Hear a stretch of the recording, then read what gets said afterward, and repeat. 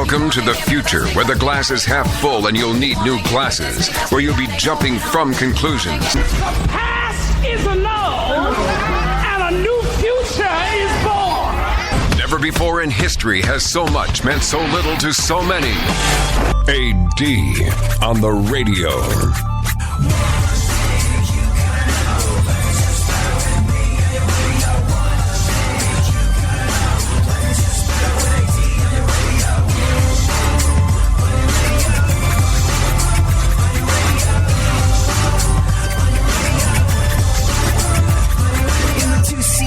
It's you and the senorita. Woofer blowing up the tweeter, cause it's me up in the speaker.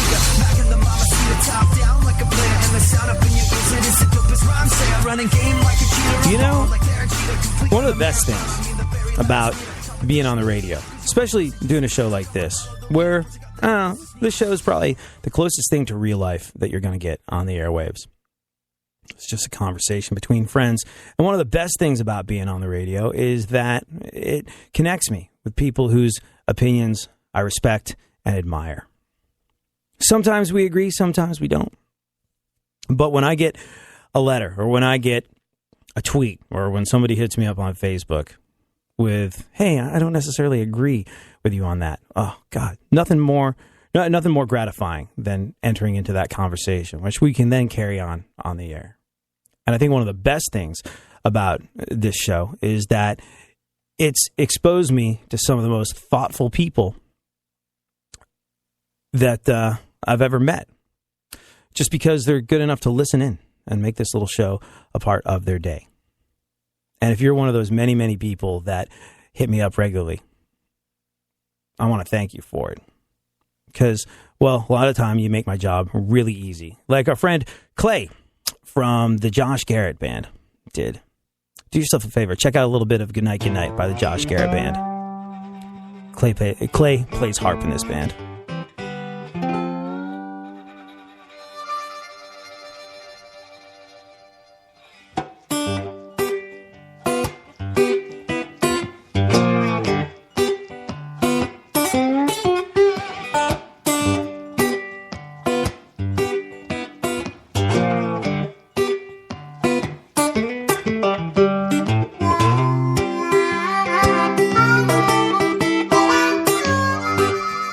I got a letter from Clay the other day who said, I spent 2 glorious cloud-free days. Pleasant, warm, low humidity days with cool, clear nights, pulling weeds and spreading mulch. Still got more to get done.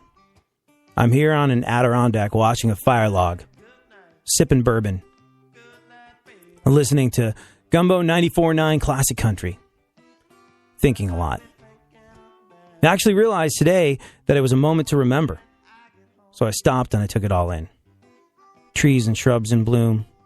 Little green or brown lizards in panic. Fire ants still slow on the uptake till it gets good and hot. Got a nice farmer tan. I got tomato plants I've grown from heirloom seeds. I've got onions and peppers too. All from seeds. I'm researching compost tumblers. Getting perspective. Simplifying. Boiling things down. People are so tense right now. Public discourse is protest and riot. Everybody needs to calm down. Focus on the things that need doing in your room, your house, your yard, your community, your town.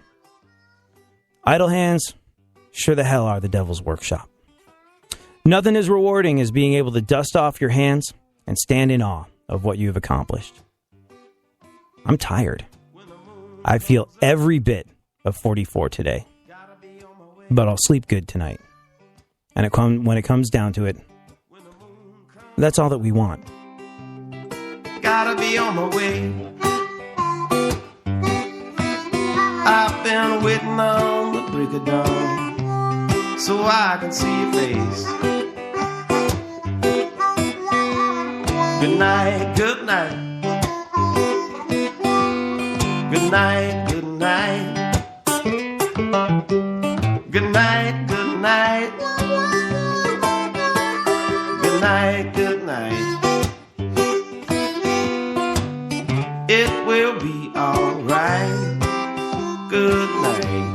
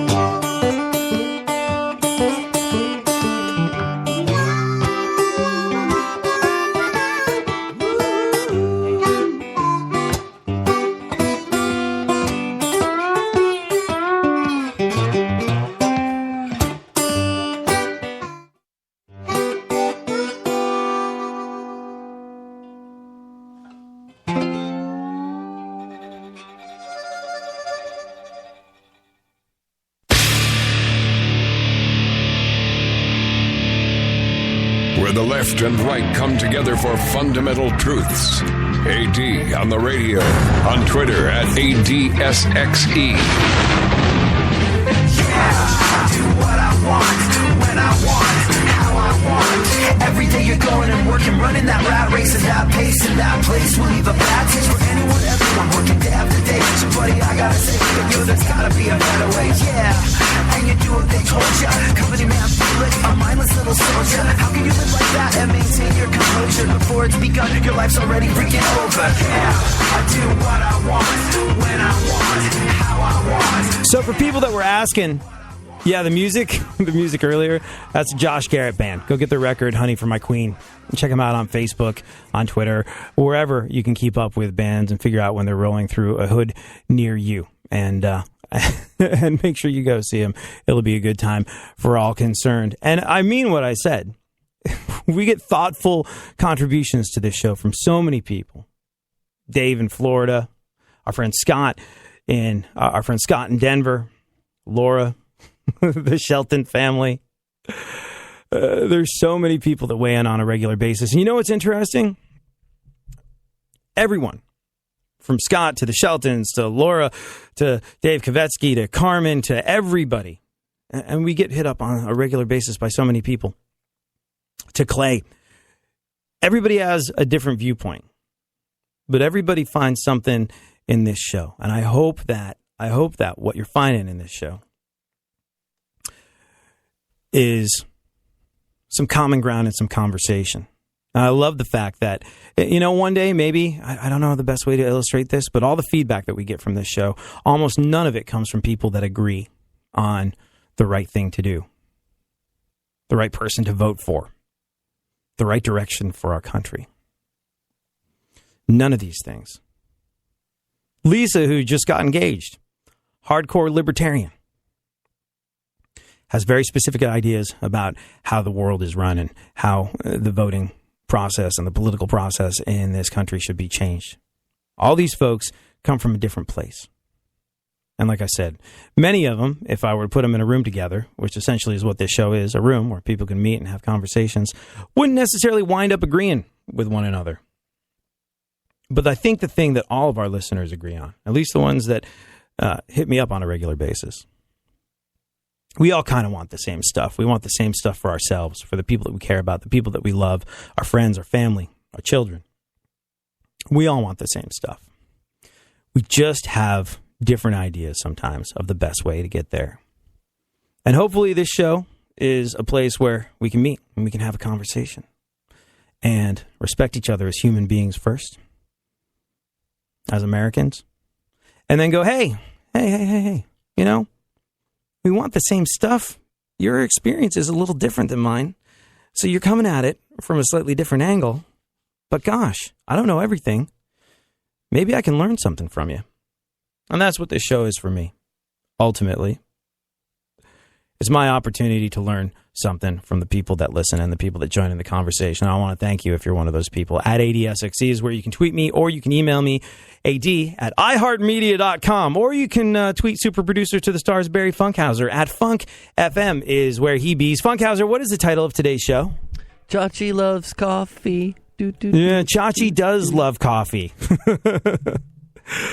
Scott Baio, Chachi from Happy Days, and Joni loves Chachi. He was also in charge when he was Charles.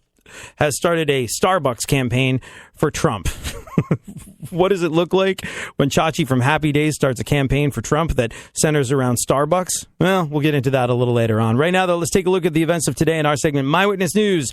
Funkhauser, take it away.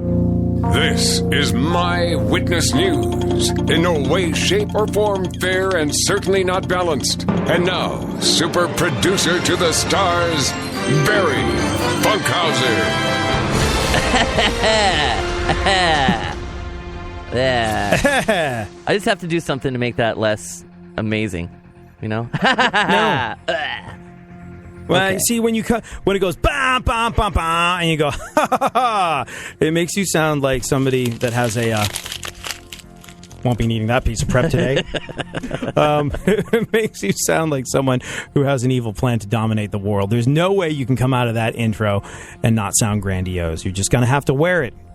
You are called a super producer for a reason, Funkhauser. It's not like you're mediocre. It's not like you're run-of-the-mill. It's not like you're Catchpenny. No, you're a super producer, and you should own it with the ginormous news intro that Shadow Stevens has created for us to make us sound much bigger and much more successful than we actually are. See? Maniacal laugh. You sound like you're ready to take over the world. Which, let's be real here. We are. You want to... I'm trying to think... You're not supposed to tell everybody. Well, I'm trying to think whether or not I should reveal a little sort of behind-the-scenes radio conversation I had a little while ago. Like, a couple days ago, actually. Trying to think if it could get me in trouble with the stations that we're on. Or... I think you should do it. I mean, like, you know... Look at those numbers. Listeners, come on. Look at those numbers. Okay. Well, all right. I'll let you in on a little. Do it in 1 minute. I'll let you in on a little conversation that I had with someone that comes from a competing radio group about this show. And yeah, let me maybe during a break I'll give my lawyer a quick call and find out exactly what I'm letting myself in for. But like, we were compared in the nicest way to some of the people that I admire most in this world. And it's a conversation that could get me fired, but if I decide it's a good idea, I'll share it with you and the people listening, just because it reflects well on you and them, too. We'll wait and see. All right. And news with Funkhauser, super producer to the stars, next.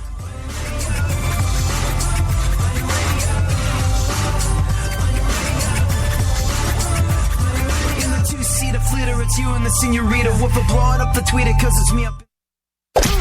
Don't get the blues, get all the news. We mean all of yous, guys out there in Radio Land. All aboard!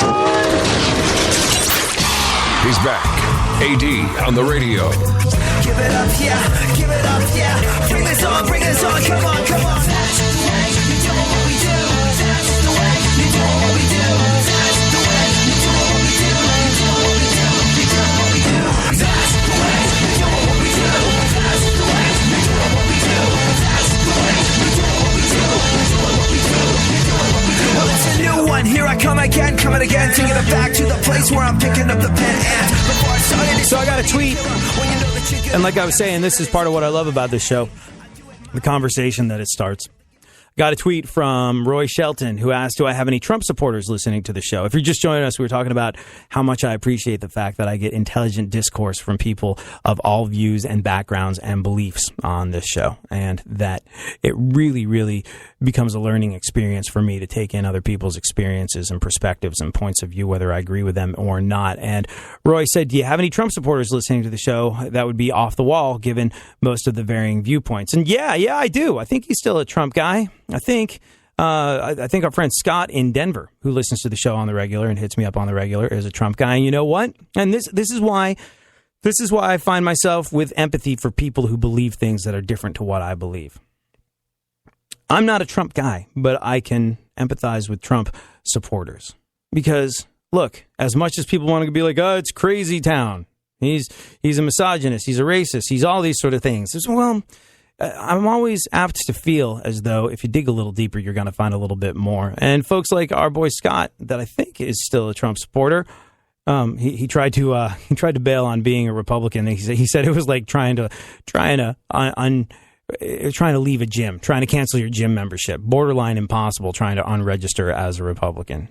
And I think he is a Trump supporter. But this is a guy who is thoughtful, who is intelligent, that has moved to Colorado, I believe, to start his own business. So he has a legacy to leave his kids.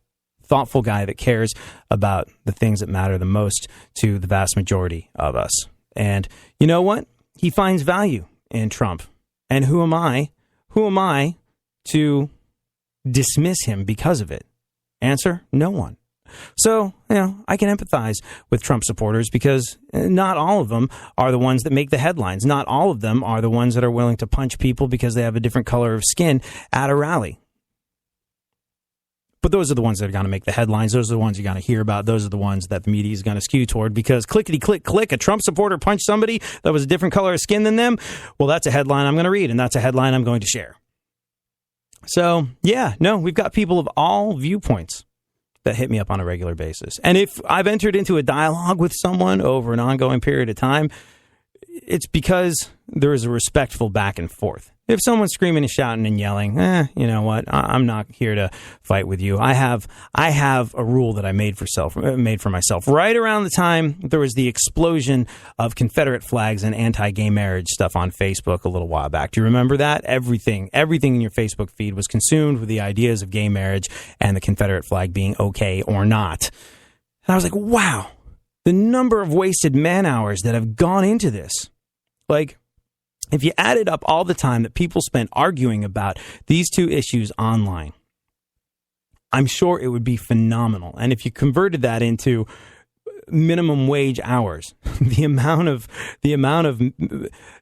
of cash that could have been made, the amount of productivity that could have been created if that energy was directed literally anywhere else at all that gave an opportunity to put some change in their pocket or do some good, it's just such a freaking waste of time. It is you know what? I don't use this word often. It is a sinful waste of time to get into these ongoing arguments on Twitter, on Facebook, on different forms of social media, because nothing is ever achieved other than people getting more dug in and even more angry. So I don't do it. I made up my mind. I'm like, that's it. I am out. I will never disagree with anybody online ever again.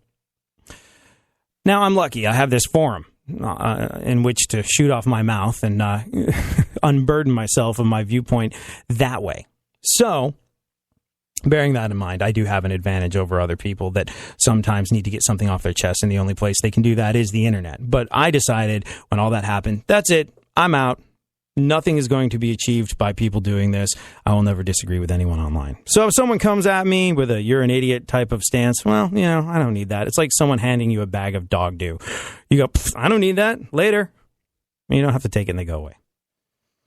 But if somebody disagrees with me in a thoughtful way, well, you know, that tells me they're the type of person I have something that I can learn things from. And that is really appealing to me. As I get older, I worry. I worry that I don't have enough time to read. I worry that I don't have enough time to watch documentaries. I worry that I don't have time to go to college and just study for the sake of studying. You know, you can sit in on university classes. You won't get the credit for them, but you can just go sit in on a lecture and learn stuff for the joy of learning things. You don't have to pay. And as I get older, I start to worry about time running out. I start to worry that I'm not going to be able to learn all the things that I want to learn. I'm not going to be well-versed in all the things that really sort of set a fire in my mind and make me think and make me consider and make me want to go out and live life to the fullest. I'm worried that I'm running out of time to learn. Which is a crazy thing to have keep you up at night, but it does. And when my job, this, chit-chatting on the radio, gives me an opportunity to learn from other people,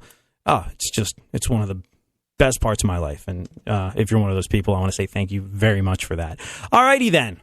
I'm still back and forthing on whether or not I should share something that a person from a competing company said about this show and how they compared us to some of the people that I admire most in the world and how that reflects on our listener.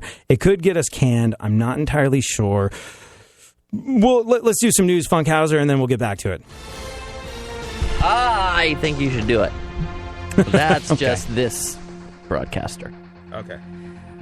Since Monday was April 4th, 4/4/16, Yeah. people were calling it Square Root Day. Oh, very clever. Yeah. I actually heard some people doing this. They're like, 4/4/16. If you cast your mind back to math class in high school, that's square root. So they called it Square Root Day. So some people called Monday Square Root Day. Not me, because, eventually I plan to touch and or see a boob sometime in the future, but other people did. I, on the other hand, want to have sex. So what else? Well, the annual Penis Festival is coming up in Japan. Again, coming up. Oh, the annual Penis Festival coming up in Japan. That seems weird. Holding American national political conventions in a foreign country, but go ahead.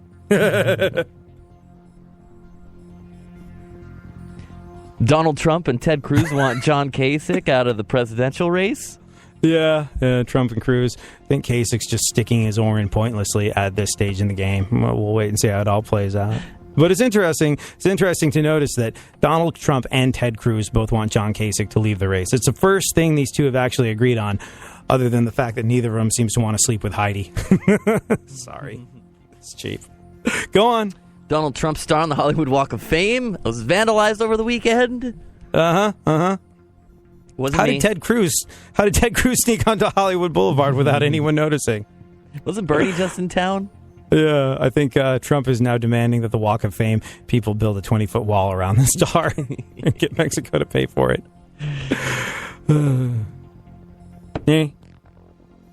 What else? I have a joke, but it's redacted. Didn't Trump do that the other day where he was like, hey, I did this interview, and before it airs, I want to tell you I disavow, okay? Yeah. What was the subject? What did he disavow before the interview? Okay. That was the KKK guy was all into him. Yeah, no, but that disavow was because he was disavowing the support of the KKK, but like it was different. It was what was it? He disavowed that something thing else. I think it was the thing where, look, to be fair to Trump, it was taken out of context. That line where he was like, I think that women who get abortions should be punished.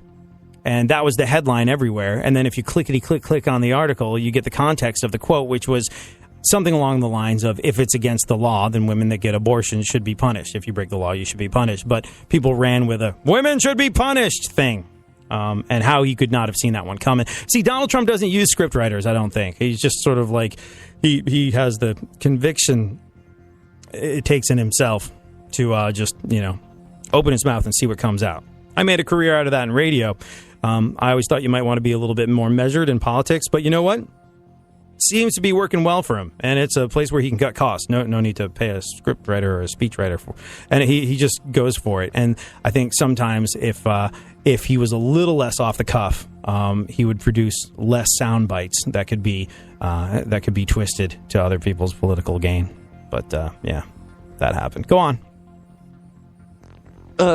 Donald Trump says he regrets retweeting an unflattering photo of Ted Cruz's wife. Right. Well, there you go. See? Case in point. But he does that. He's able to... Nobody holds it against him. Like, people look for, Bernie Sanders supporters. He was on the right side of every argument since the dawn of time when he was born, 2 years after Jesus. Because he's really, really old. But here's the thing. A lot of people hold that up and say, like, he has been on the right side of every argument since way back in the day. And that's supposed to mean something. And I don't think it really does mean anything, because Trump supporters are more than happy supporting him, with him being like, I used to be pro-choice, now I'm pro-life. I used to be a Democrat, now I'm a Republican. I used to be this, now I'm that.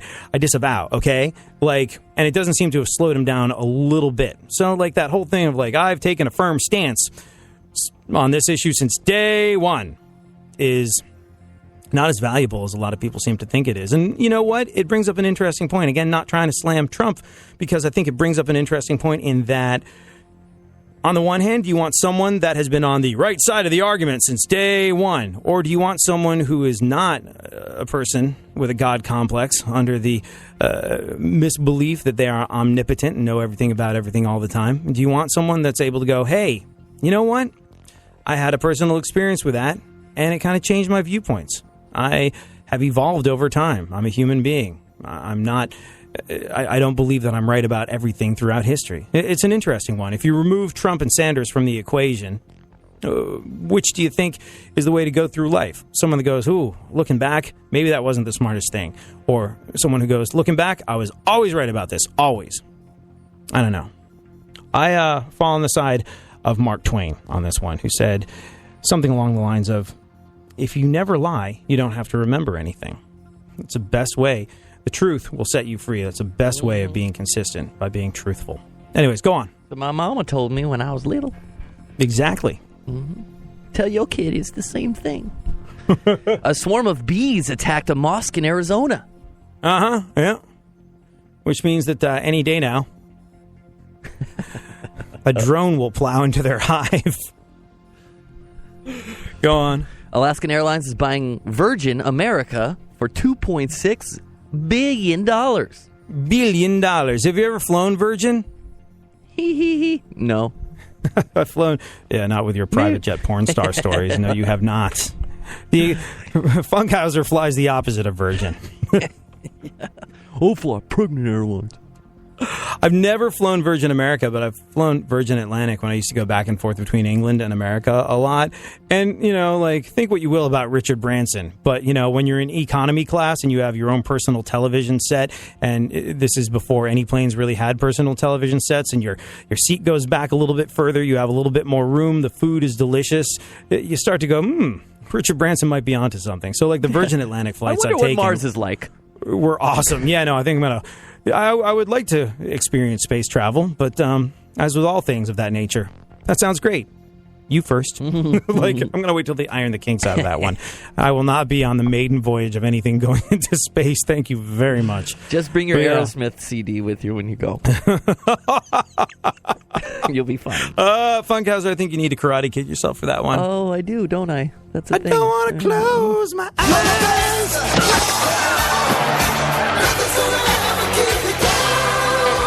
You've been star slammed. What? Well done. Well played, sir.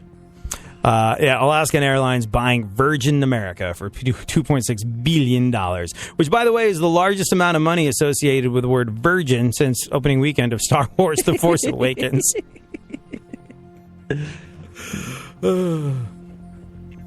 Go on. You hear about this here? Hear about this? 2 married Alabama teachers were charged with having sex with students.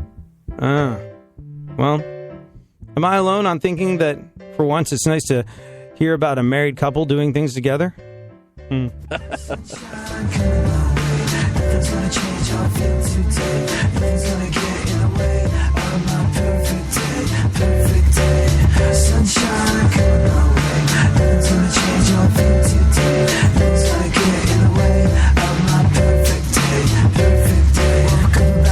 With puppies in my face and dad got a job.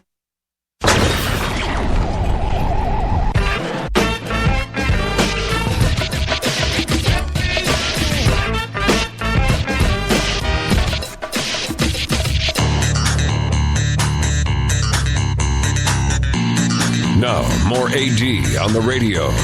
Back once again, the ill behavior, delivering and giving you a musical savior. Back once again, it's your boy AD again. Nobody rock a party better than me. Back once again, the ill behavior, delivering and giving you a musical savior. Back once again, it's your boy AD again. Nobody rock a party better than me. I'm looking at the story you were talking about earlier, Funkhauser, of a married couple, 2 teachers who arrested for having sex with a student. Yeah. Now, I want to be very, very careful how I word this, because there's 2 things at play here. 1, the morality of the situation. 2, the letter of the law. But this happened in Alabama in a school called Pickens Academy. And this married couple, I think they're in their 30s, and they had sex with a student under the age of 19. I wonder, look, if there's rules, there's rules. Don't have sex with students, even if they are legally up for grabs. Are you abusing a moral? This is actually a very interesting situation here because, they said they were arrested because the person they had sex. You can hit the news bed. This still counts as news. They said that the person they had sex with was under the age of 19. Under the age of 19 means that I'm guessing you're 18, and I don't know. That's the thing about the age of consent. I thought it was 18 pretty much everywhere in America. And I know there's varying shades of it depending on how old you are and how old the person you're having sex with is and all these sort of things. And I wonder if they just didn't know. You're 18 years old. You must be up for grabs. This is morally reprehensible, but, again, and maybe against the rules of the school, but technically legal. I wonder how that all works out. I wonder if they just didn't know, because if the age of consent in Alabama is age 19, and I'm not sure of that, I want to, like I said, approach this very carefully and be very upfront with the fact that we don't have all the facts in this situation. It's just a story that popped up and has started a bit of a conversation. I wonder how that happened. I wonder if maybe they were just like, they're 18. Not a good thing to be doing, kind of an abuse of power, but they're legal in the eyes of the law. And then all of a sudden it was like, bazinga, not in Alabama. They're not. Anyone want to confirm or deny the age of consent in Alabama? Feel free to go ahead and Google it and send me the results, as I must continue with the show. What else?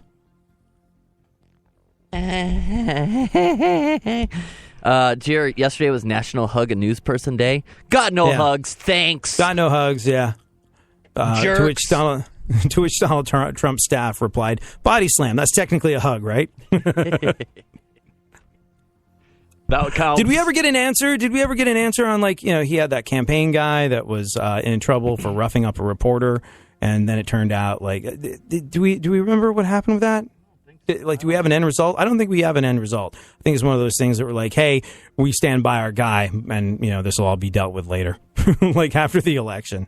I don't know. I could be wrong. There's so much news, and like I said, I feel like you're running out of time. Every single minute that the clock takes your life away, you're running out of time to know all the things, and that bums me out that I'll never know all the things. You might know all the things. What if there's an app for that someday? Oh, you know? God, I really wish. I think you can have all the things at your fingertips, but knowing all the things is beyond me, and that depresses me. Go on. Sorry, write an email to somebody famous. Let's see. Well, hold on. Are you telling me that you're taking little breaks from doing this show to correspond with a famous person? Yes. Does well, it it's benefit about the show? our show. Yes, it's about our show. Oh, okay. All right. Then that's totally okay. A guy just released a rock record, and he's a funny guy, and he might Are you be telling me that we might have Goat Boy on the show? Hey. Yes, I'm telling you that we might have Goat Boy on the show. Just hang out. So is this just like the end result of me going, hey, write Jim Brewer a letter and see if we can get him on? Yeah, pretty much. And click send. Okay. Okay. Jim Brewer is like the nicest human being on the face of the planet. Like, we used to see each other in the halls when I worked at Sirius XM, and he was on the comedy channel there, and he got to be friends with the metal station because he's really kind of like he is a dyed-in-the-wool, true old school metalhead. And but we'd never had more than a nodding acquaintance. But I heard him on Stern once talking about the experience that he had with his father, like, and the way he looked after him as his father sort of like advanced in years and had all sorts of problems, none of which were pretty, none of which were easy to look after. And, you know, and he wasn't sort of like being a martyr about it. He was just sharing some of the experiences that were really, really funny. Like when his dad messed himself in a restaurant and he had to lock him in the bathroom, run down the street to Walmart and buy him some new pants and just all this crazy stuff. And I've always been such a huge fan of his as a comedian. Like, he's so funny. But like I just became a fan of him as a person. And I just, you know, that guy gets, when that guy's card is punched, he gets to go straight into the express elevator to heaven. Like, that guy has earned it. Well, I mean, especially now he's got an album now with Jim. Well, I'll tell you, let's see. Special guests, some guy from AC/DC and some guy from Volbeat got together and made a record with him. And that's why he's huge in the metal community. And if you've ever seen him do, like, AC/DC does the hokey pokey, like, it's so fun. Maybe dig that up, because like people goof on him for like his musical stuff, and there is a comedic element to his music. I mean, it is comedy metal, but here's the thing: that guy has some pipes. He can really, really sing. But I sent him this letter being like, "Yo, I heard you on Stern, and I was a fan of you as a comedian, and now I'm a fan of you as a human being." And he like actually wrote me back. I was like, "Holy crap!" Like, just a really sort of decent, salt of the earth individual. So if you can get that guy on the show, Funkhauser, make it so. I'm on it. Okay. Next month. Go on. What else? I don't have time is the top excuse given for not working out. I actually don't have time to work out. Number one answer. No, I really don't. Like, I mean, like, I used to. Oh, come on. You could be working out right now. Jumping jacks. Come on. You know what? I actually have. It's going to make you laugh, but before I accepted a job in middle management and became a middle manager that couldn't manage my own middle, I used to be in the gym on a regular basis, not because I'm some sort of like, do you even lift bro gym rat, but because my shrink was like, hey, either I could medicate you or you could commit to going to the gym, because that has the same effect as serotonin reuptake inhibitors like Prozac. And I was like, I'll take the gym, please, because I didn't want to take pills, and I also didn't want anything that would affect my personality being what pays the old mortgage. So that being the case, I started going to the gym, and now I don't have time. But before I did this, I was a ripped, toned, lean individual, a super athlete with single-digit body fat that could cut through life's problems like a hot knife through butter. And now, wah wah, play a sad trombone We've every single become time the I walk butter. into a room. Yeah.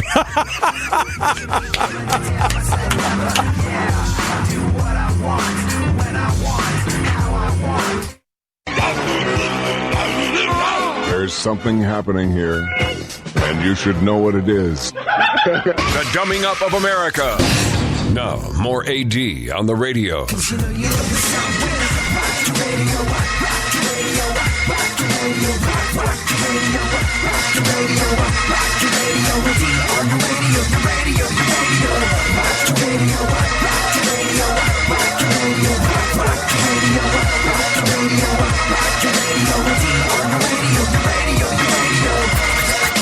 So people are encouraging me to break the fourth wall and let folks in on a little conversation that I had with. Should I go ahead and do this? Like it's one of those things that doesn't. Let me check with management. Yeah. Management? Okay. Yes, it is fine. Oh, right.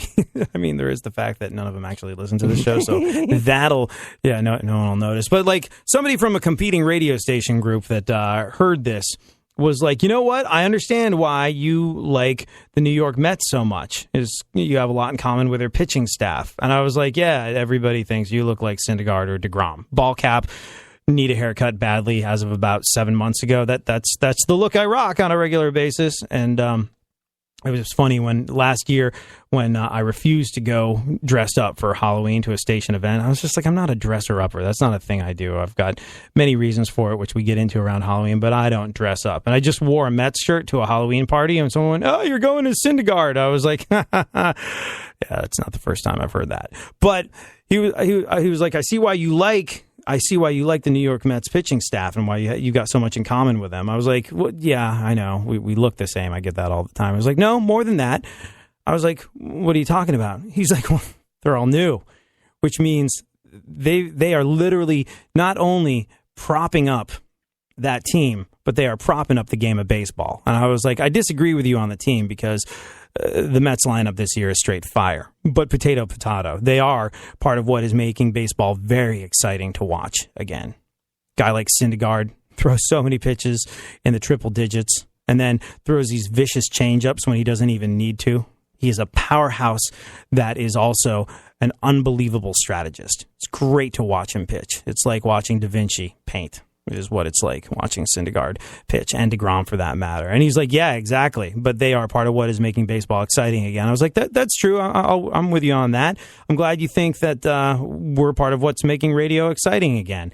And he was like, and the relationship they have with their audience is very similar to the one you have with yours. Like, you really involve them. You are respectful to them. It's very different with those guys because they're kind of new jacks and they're not jaded. And there's no sort of airs of rock stardom about them. They are of the people the way your show is. I was like, oh, yeah, I'll go with that too. That's really nice. And he's like, you know how else you're like the New York Mets pitching staff? I was like, how? He's like, you're woefully underpaid. I was like, oh, really?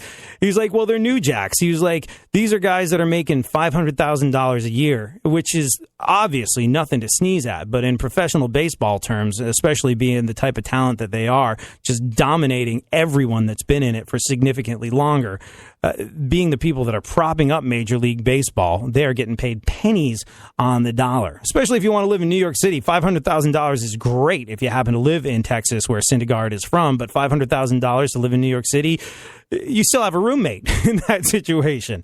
So he was like, yeah, you are like them in that you are woefully underpaid and you're the best in the game at the moment. And you know what? It has to do with your relationship with your audience. So, yep. There we go. That is what was said to me by someone from a rival radio station group. But you know what? It's really easy for them to do that. It's really easy for them to do that. Oh, what's this? Like, got a memo. Oh, we're fired. It's really easy for folks like that to do that because they can go like, hey, you know, things would be very different if you were with us. And then when you get into reality time, it's like, oh, well, we don't really have money for that. We're selling off stations and, you know, yeah, you deserve that much, but we're not the people to give it to you. So people love to talk big when they're not going to be called out on it. But that's what happened. That is how we are like the New York Mets pitching staff. And the audience is a big part of that. I love the fact that the audience and our relationship with the audience was singled out in that thoughtful critique of what we do. Well, let's do. Do we have time? How much time do we have left? All of the time. We got like all of the time. 9 minutes. Yeah, 9 minutes, and then are we done? Today's really like fun. Like flown man. by. Hump day. Getting over it. Hump day. Yeah. Okay. All right then. Speaking of being a ripped-toned, shredded super athlete with single-digit body fat that used to be able to cut through life's problems like a hot knife through butter, and now being the butter. It was very good, Funkhauser. Now we're the butter. Here's the thing. Did you last time you went through a breakup before you met Canadian Jane and started packing on the cereal-related pounds again? Cheaters! Is that what we're going into? No. Like, I'm asking you, did you get in shape after your last breakup? Did you? Did you go like, all right, I'm single again. I gotta tweak a couple things. Maybe you have to do some sit-ups and cut down on the ding dongs. No, I went the other way. Oh, you went the other way? Oh yeah. And you found someone that was willing to embrace all of you. That's awesome. Anything I want, anytime I want. Except now you're with Canadian Jane the vegan. It can't be all the delicious food that used to be alive. Yeah. But other than that, you can eat anything you want to. Hey, leaves were alive once. Right? Mm-hmm. Comedian Carmen Lynch talked about losing weight after a breakup, and I thought it was very insightful. My friend just got dumped by this guy, like really hard, so she wanted to lose weight, so she lost 40 pounds. She went and she had acupuncture. They stick needles into your body, and all the air comes out. And now she's thin, and her ex-boyfriend wants her back, and she's like, you can't have this. And I was like, good for you. That must have felt really good after some guy hurt you. Like, I got jealous. Like, I want to do that. I want to get dumped.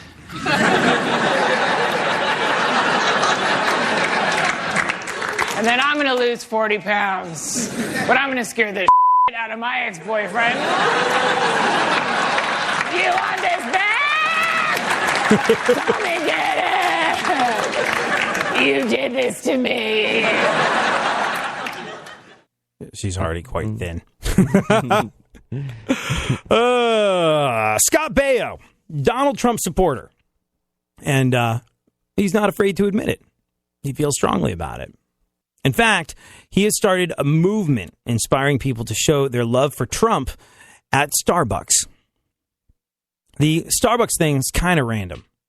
And interestingly enough, can you imagine, Funkhauser, going through life without a sip of the delicious Pango Bye-Bye juice known as coffee? Like, coffee is it's not just the greatest beverage that's ever been invented, it's the greatest thing that's ever been invented. Could you imagine your life without coffee, Funkhauser? People don't drink coffee. It's like, what's your problem? Or, what's wrong with you? What problems do I have that you don't need this? It's crazy. So, but I mean, like, I think coffee is a miracle. Like, if you're a person of faith, this is something that backs your faith right up, because, like, here's this gift that has been put on the earth for you. It's fantastic. And who would have thought it? Who would have thought, like, hey, maybe if you harvest the beans from this particular plant, like, what set of circumstances had to unfold for this to take place? We're going to harvest the beans from this plant. We're going to dry them out. We're going to grind them up. And then we're going to pour hot water over them, strain it, and drink the ensuing liquid. And it'll be amazing. And it'll be just what the world wants to start their day every single day from now until eternity. Like, what set of weird misfortunes had to occur for coffee to even come into existence? It's bananas to me. And it is absolutely fantastic and delicious and one of the greatest things ever. And how you can go through life without drinking coffee is sort of beyond me. Hold on.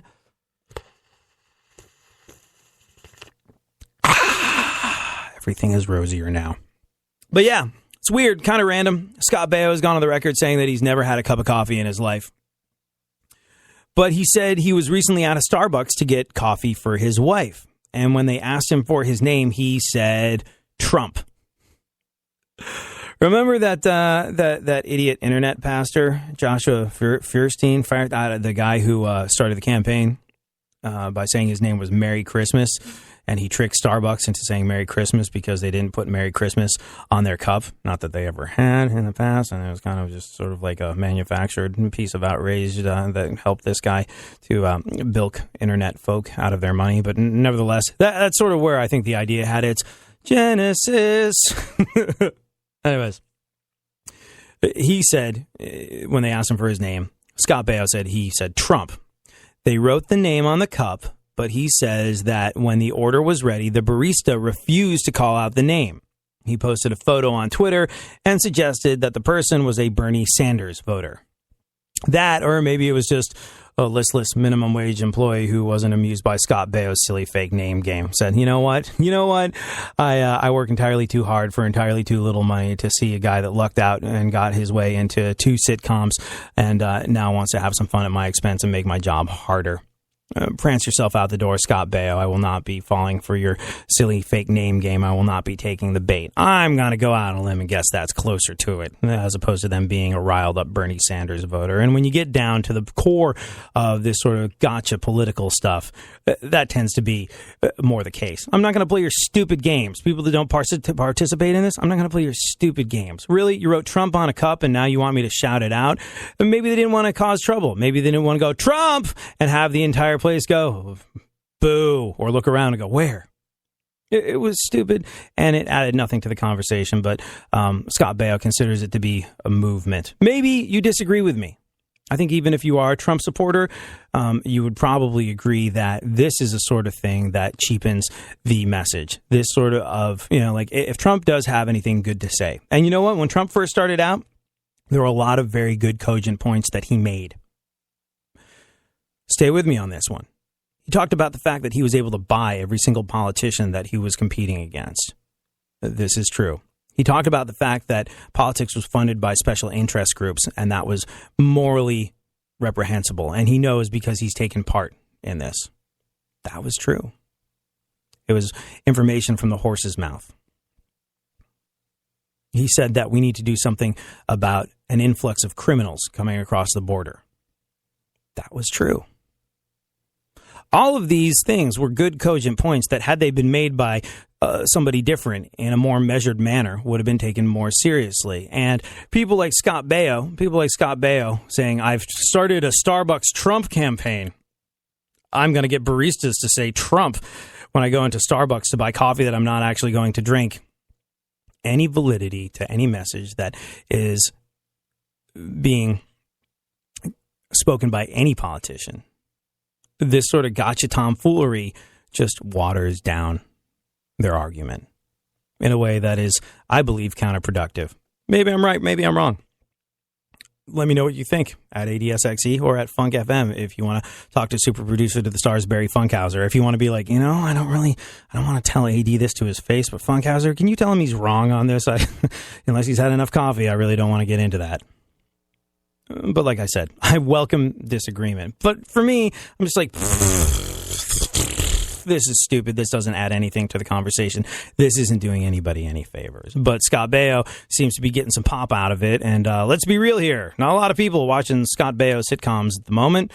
Not a lot of people lining up to buy tickets for movies that Scott Baio is in. And I'm not saying that's a reflection on his talent. I'm just saying that any kind of headline he can grab at this stage in the game is very good for him. But here's the thing. In any event, one of Scott Baio's followers liked it and did the same thing. Scott saw his photo and tweeted it to Trump with a hashtag Trump movement. That said, it doesn't seem to be catching on yet. Couldn't find too many other people that had done the Starbucks thing with the hashtag. In other Trump news, like we said, Donald Starr on the Hollywood Walk of Fame is routinely being defaced. And Everlast from House of Pain wants Trump to stop using jump around. True story. Jump around, jump up, and get down. We can use it because we're not Trump. What up, Everlast?